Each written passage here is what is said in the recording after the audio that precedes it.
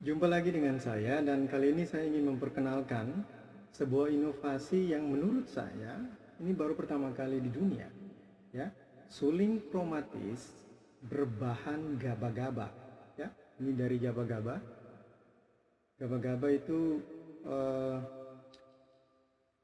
merupakan bagian dari tangkai pohon sagu, ya, yang sudah, ya, tangkai yang sudah kering dari pohon sagu.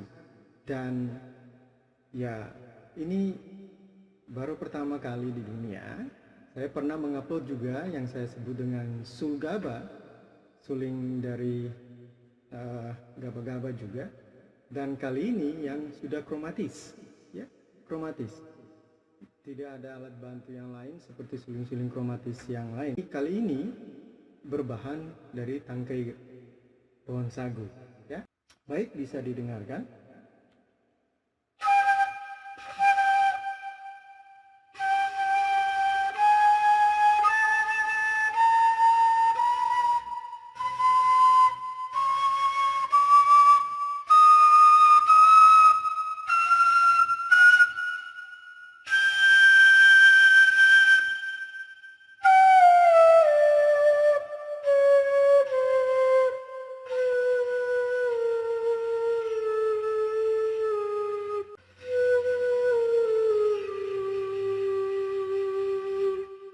Saya akan memainkan sebuah lagu, ya.